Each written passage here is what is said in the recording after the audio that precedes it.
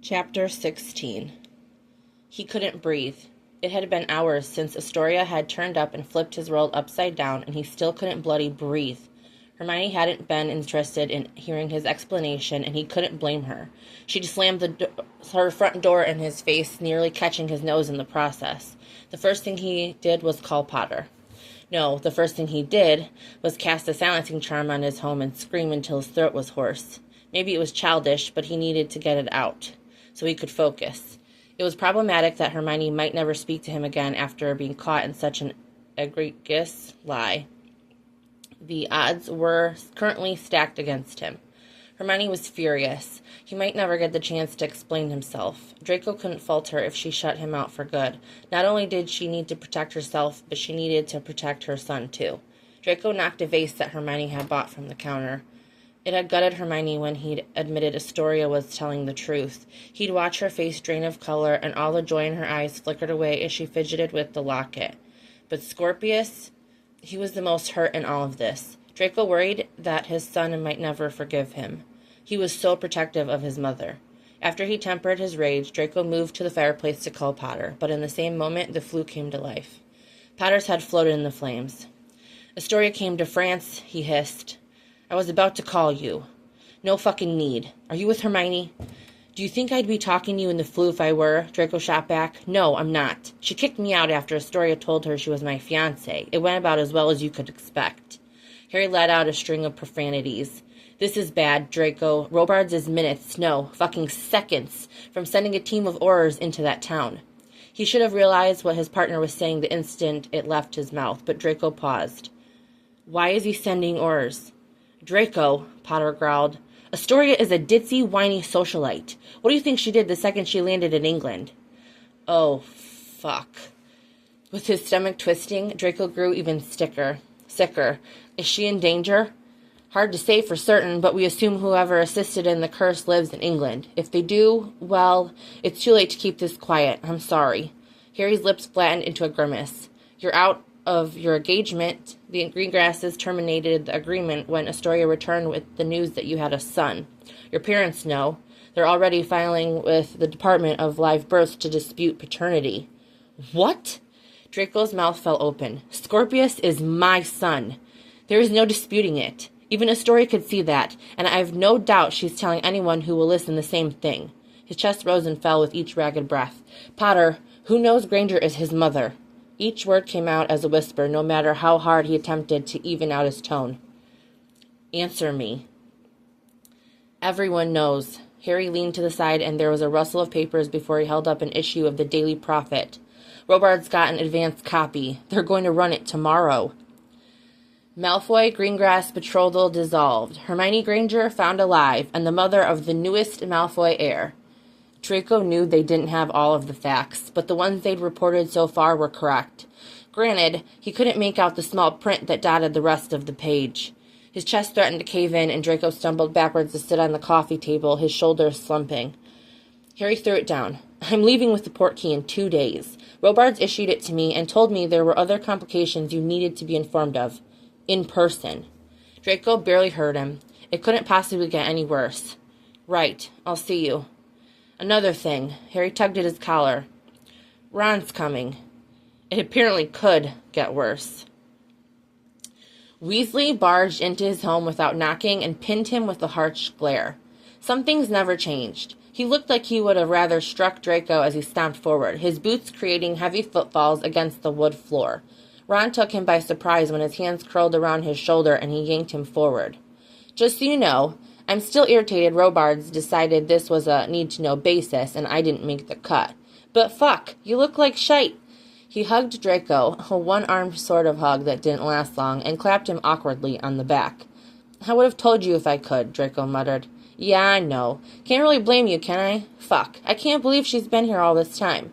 Ron raked his fingers through his hair, pivoting to look around. She decorated, didn't she? You fucking hopeless.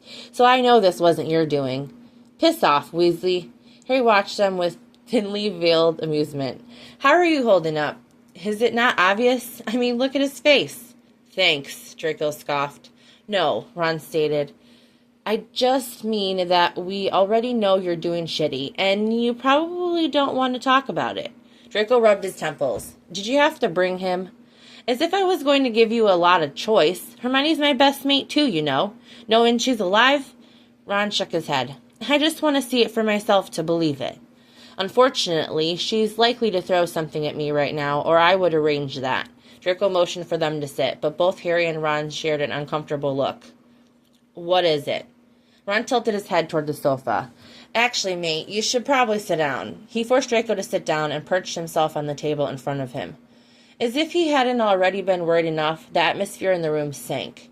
You mentioned complications when you called. How could this possibly get worse? Granger's already in danger, I know, and it's the last thing I need, but...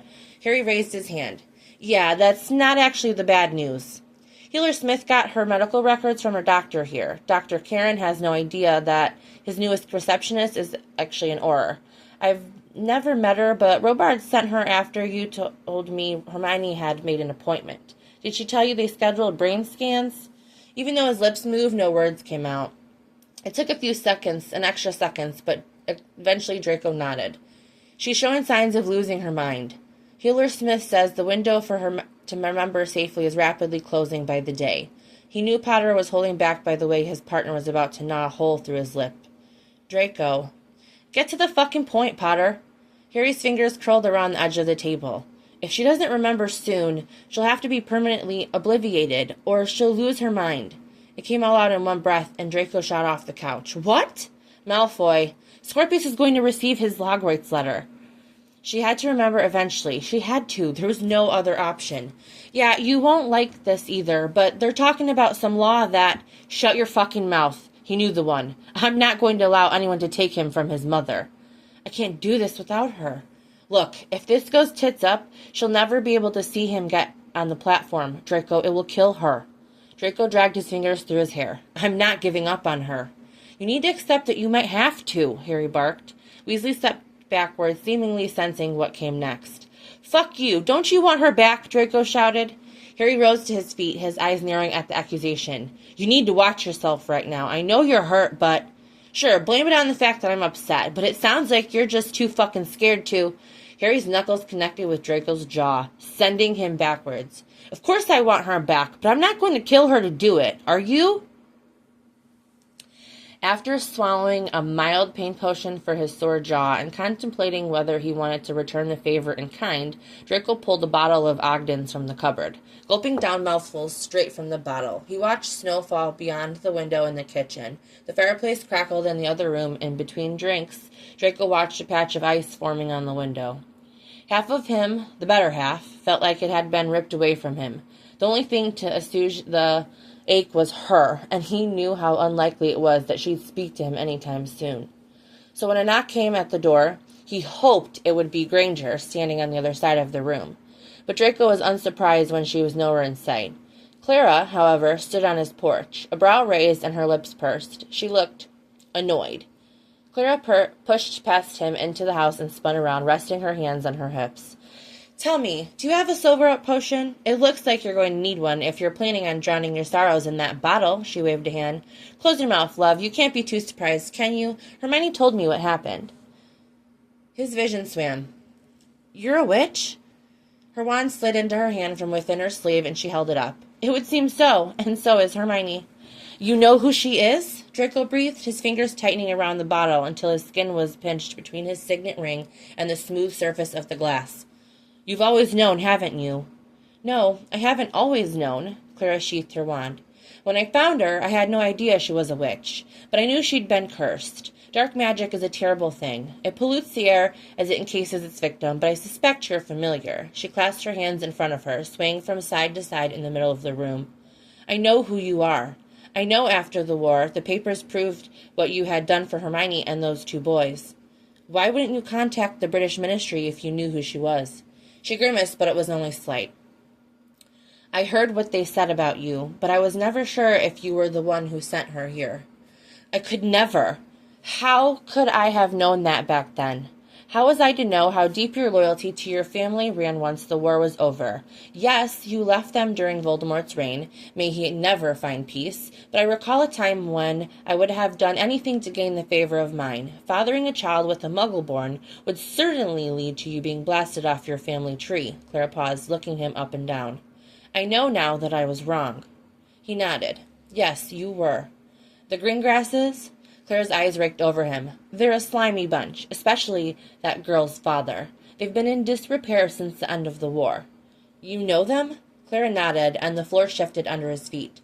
Why are you telling me you're a witch now? Running her fingers along the back of the chair, Clara hummed. I suspect that you and I will need to work together soon. I've always looked out for them, and I have no intention of stopping now. However, what you need to do right now is go to Hermione. She doesn't want to see me. Clara sighed.